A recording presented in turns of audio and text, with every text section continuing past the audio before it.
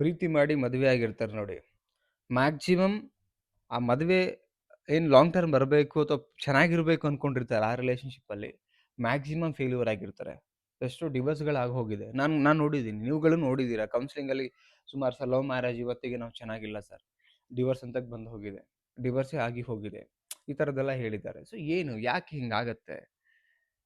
ಪ್ರೀತಿ ಮಾಡಿ ಮದುವೆ ಆಗಿನೇ ಯಾಕೆ ಒಬ್ರಿಗೊಬ್ರು ಚೆನ್ನಾಗಿ ನೋಡ್ಕೊಳಕ್ಕಾಗಲ್ಲ? ಇದಕ್ಕೆ ಮುಖ್ಯವಾಗಿ ಬಿಹೈಂಡ್ ಏನ್ ಕಾರಣ ನಡೀತಾ ಇರತ್ತೆ? ನಿಜವಾಗ್ಲೂವೆ. ಕಾಮನ್ ಆಗಿರತಕ್ಕಂಥ ವಿಚಾರಗಳು ನಿಮಗೆ ಅದರಲ್ಲೂ ಕೂಡ ಅನ್‌ಕಾಮನ್ ವಿಚಾರಗಳನ್ನ ಶೇರ್ ಮಾಡ್ತೇನೆ ವಿಡಿಯೋದಲ್ಲಿ. ವಿಡಿಯೋ ಎಂಡ್ ತನಕ ನೋಡಿ. ಸ್ಕಿಪ್ ಮಾಡಬೇಡಿ. ಓಕೆ. ಸೊ ಅಂಡ್ ಅದಕ್ಕಿಂತ ಮುಂಚೆ ಫಸ್ಟ್ ಟೈಮ್ ನನ್ನ ಚಾನಲ್ ನೋಡ್ತಾ ಇದ್ರೆ ಸಬ್ಸ್ಕ್ರೈಬ್ ಮಾಡಿ, ಸಪೋರ್ಟ್ ಮಾಡಿ. ಅಂಡ್ ಕೌನ್ಸೆಲಿಂಗ್ ಬೇಕು, ನಿಮ್ಮ ರಿಲೇಷನ್‌ಶಿಪ್ ಬಗ್ಗೆ, ನಿಮ್ಮ ಲವ್ ಬಗ್ಗೆ, ನಿಮ್ಮ ಫ್ರೆಂಡ್‌ಶಿಪ್ ಬಗ್ಗೆ, ನಿಮ್ಮ ಕೆರಿಯರ್ ಬಗ್ಗೆ ಮಾತಾಡಬೇಕು ಅಂತ ಇದ್ರೆ ಸ್ಕ್ರೀನ್ ಮೇಲೆ ಬರೋ ನಂಬರಿಗೆ ಕಾಂಟ್ಯಾಕ್ಟ್ ಮಾಡಿ, ಕಾಲ್ ಮಾಡಿ ಆರ್ ಮೆಸೇಜ್ ಮಾಡಿ. ಓಕೆ.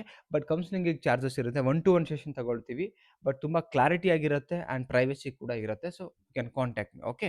ಆ್ಯಂಡ್ ವಿಡಿಯೋ ಎಂಡ್ ತನಕ ನೋಡಿ. ಫಸ್ಟ್ ಪಾಯಿಂಟ್, ಲವ್ ಫೇಲ್ಯೂರ್ ಆಗ್ಲಿಕ್ಕೆ ಮುಖ್ಯ ಕಾರಣ, ಪ್ರೀತಿಸಿ ಮದುವೆ ಆಗಿರ್ತಾರೆ. ಆಫ್ಟರ್ ಲಾಂಗ್ ಟರ್ಮ್ ಬರಲ್ಲ ರಿಲೇಷನ್‌ಶಿಪ್ ಕಾರಣ ಅಂದ್ರೆ ಫಸ್ಟ್ ಒನ್, ಬೇರೆಯವ್ರ ಮಾತಿಗೆ ತುಂಬಾ ಆದ್ಯತೆ ಕೊಡ್ತಾರೆ.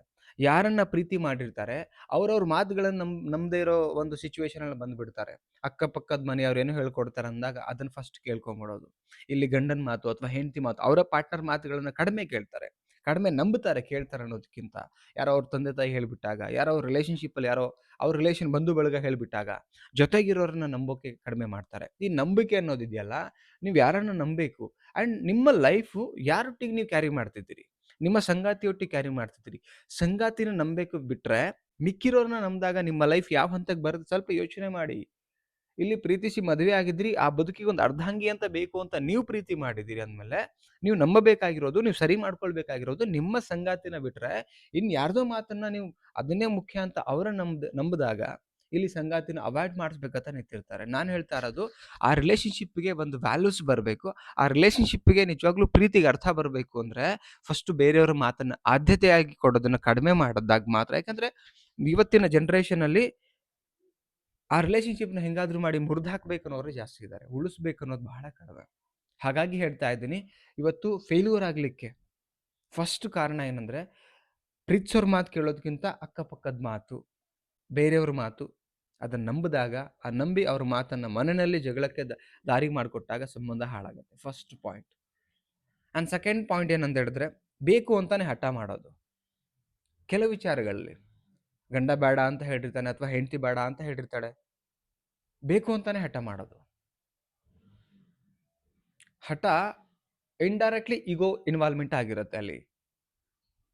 ಹಠದ ಇನ್ನೊಂದು ರೂಪಾನೇ ಈಗೋ ಇರುತ್ತೆ. ಸೊ ನಾನು ಹೇಳ್ತಾ ಇರೋದು, ಹಠ ಏನಕ್ಕೆ? ಪ್ರೀತಿ ಮಾಡ್ಬೇಕಾದ್ರೆ ಅಷ್ಟೊಂದು ಮಾತು ಕೇಳ್ತಾ ಇದ್ರಿ, ಚಿನ್ನಾರನ್ನ ಅಂತ ಹೇಳ್ತೀರಿ, ಕರಗೋಗ್ತಾ ಇದೆ, ನಿಮ್ಮನ್ನ ನೀವು ಸ್ಯಾಕ್ರಿಫೈಸ್ ಮಾಡ್ತಾ ಇದ್ರಿ. ಮದುವೆ ಆದ್ಮೇಲೆ ಯಾಕೆ ಇದೇ ಬೇಕು ಅನ್ನೋ ಹಠ ನಿಮ್ಗೆ? ಯಾಕೆ ಸೋಲ್ಬಾರ್ದು? ಫಿನಾನ್ಷಿಯಲ್ ವಿಚಾರದಲ್ಲಿ ಇರ್ಬೋದು, ಕೆಲವೊಂದು ಟೈಮಲ್ಲಿ ನಿಮಗೆ ಕೆಲವೊಂದು ಸಿಚುವೇಷನ್‌ಗಳಲ್ಲಿ ಸಮಯ ಕೊಡದೇ ಇರ್ಬೋದು. ಪ್ಯಾರೆಂಟ್ಸ್ ವಿಚಾರದಲ್ಲಿ ನಿಮಗೆ ಸ್ವಲ್ಪ ಆದ್ಯತೆ ಕಡಿಮೆ ಆಗಿದೆ ಅಂತ ಅನಿಸಬಹುದು. ಯಾಕೆ ಅದನ್ನ ಸ್ವಲ್ಪ ಸರಿಯಾಗಿ ಅರ್ಥ ಮಾಡಿಸಿ ಅವರಿಗೆ ನೀವು ಸರಿದಾರಿಗೆ ತರಬಾರ್ದು? ಹಠಾನೇ ಯಾಕೆ ಮಾಡಬೇಕು? ಈ ಹಠ ಇಗೋದಿಂದ ಪ್ರೀತಿನ ದೂರ ಮಾಡ್ತಾ ಇದೆ. ಎಷ್ಟೋ ಜನಗಳಿಗೆ ಇದು ಗೊತ್ತಾಗ್ತಾ ಇಲ್ಲ. ಗೊತ್ತೇ ಆಗ್ತಿಲ್ಲ. ನಿಮ್ಮ ಹಠ ನಿಮ್ಮ ಪ್ರೀತಿನ ದೂರ ಮಾಡ್ತಾ ಇದೆ. ಯೋಚನೆ ಮಾಡಿ ನೋಡಿ, ನೀವು ಯಾವುದಕ್ಕೆ ಹಠ ಮಾಡ್ತಿದ್ದೀರಿ? ಸಹಕಾರದಿಂದ, ತಾಳ್ಮೆಯಿಂದ ಕೂಡ್ಕೊಂಡು ಹೊಂಟಾಗ ಮಾತ್ರ ರಿಲೇಷನ್‌ಶಿಪ್ ಉಳಿಯುತ್ತೆ ನನ್ನ ಪ್ರಕಾರ. ತಾಳ್ಮೆ ಇಸ್ ವೆರಿ ಇಂಪಾರ್ಟೆಂಟ್. ಪೇಷನ್ಸ್ ಅನ್ನೋದು ತುಂಬ ಮುಖ್ಯ ಇದೆ. ಪ್ರತಿ ಸಕ್ಸಸ್, ಲವ್ವು ಪ್ರೀತಿ ಮದುವೆ ಆದಮೇಲೆ, ಮದುವೆ ತುಂಬ ದಿನ ಬಾಳಿಕೆ ಬಂದಮೇಲೆ ಆ ಪ್ರೀತಿಗೊಂದು ಅರ್ಥ ಆಗತ್ತೆ. ಇಟ್ ಮೀನ್ಸ್ ಒಂದು ರಿಲೇಷನ್‌ಶಿಪ್ ಕೂಡ ಸಕ್ಸಸ್ ಆಗಬೇಕಂದ್ರೆ ಪೇಷನ್ಸ್‌ನ ತುಂಬ ಕೇಳತ್ತೆ. ಇವತ್ತು ನೀವು ಯಾವುದೇ ಸೆಲೆಬ್ರಿಟಿನ ತಗೊಳ್ಳಿ, ಯಾವುದೇ ರಾಜಕಾರಣಿಗಳು ತಗೊಳ್ಳಿ, ಯಾವುದೇ ವಿಜ್ಞಾನಿಗಳನ್ನ ತಗೊಳ್ಳಿ, ಪೇಷನ್ಸಿಂದಾನೇ ಸಕ್ಸಸ್ ಆಗಿರೋದು. ಕನ್ಸಿಸ್ಟೆನ್ಸಿ ಪ್ಲಸ್ ಪೇಷನ್ಸ್ ಇವೆರಡೂ ಮುಖ್ಯ ಆಗತ್ತೆ. Yes or no? ಹಾಗೆ ನಿಮ್ಮ ರಿಲೇಷನ್‌ಶಿಪ್ಪಲ್ಲಿ ನಿಮಗೆ ಹಠಕ್ಕಿಂತ ತಾಳ್ಮೆ ತುಂಬ ಮುಖ್ಯ ಇರುತ್ತೆ ಯೋಚನೆ ಮಾಡಕ್ಕೆ. ಸೆಕೆಂಡು. ಆ್ಯಂಡ್ ಥರ್ಡ್ ಪಾಯಿಂಟ್ ಏನಂದ್ರೆ, ಕಷ್ಟದಲ್ಲಿ ಸಾಥ್ ಕೊಡದೇ ಇರೋದು.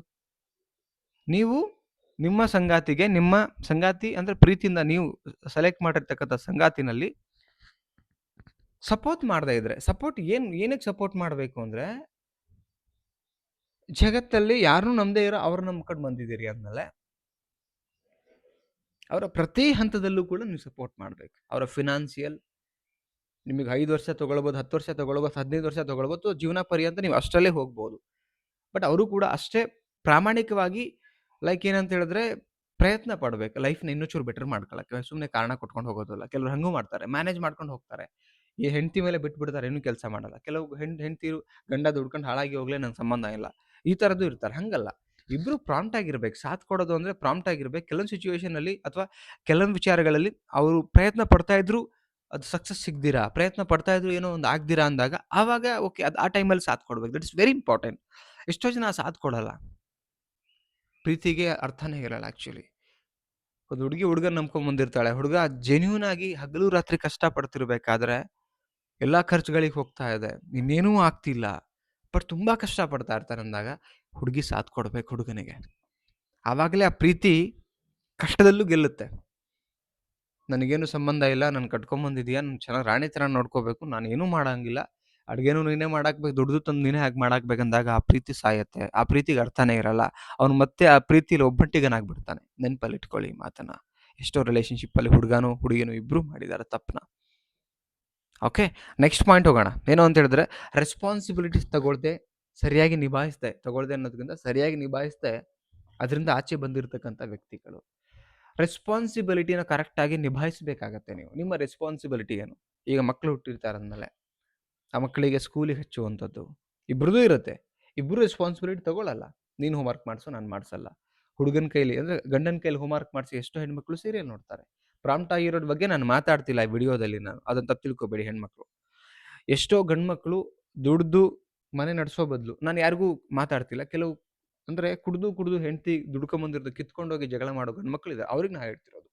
ಈ ರೆಸ್ಪಾನ್ಸಿಬಿಲಿಟಿ ತಗೊಳ್ದೇ ಇದ್ದಾಗ ಏನಾಗತ್ತೆ, ಸರಿಯಾಗಿ ಬೇಸರ ಬಂದ್ಬಿಡುತ್ತೆ ಜೊತೆಗಿರೋರಿಗೆ. ಯಾಕಾದ್ರೆ ಇವ್ರನ್ನ ಮದ್ವೆ ಆದ್ರೆ ಕಷ್ಟದಲ್ಲೂ ಸಾಥ್ ಕೊಡ್ತಾ ಇದ್ದಾರೆ. ಮದ್ವೆ ಆಗಿದ್ದು ರೈಟ್ ಪರ್ಸನ್ ಇದೆ.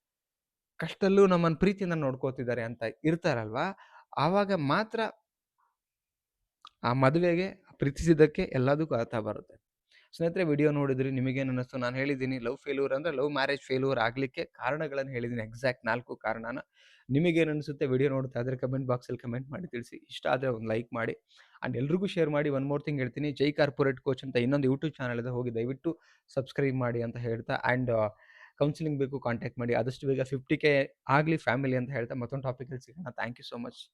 ಬಾಯ್.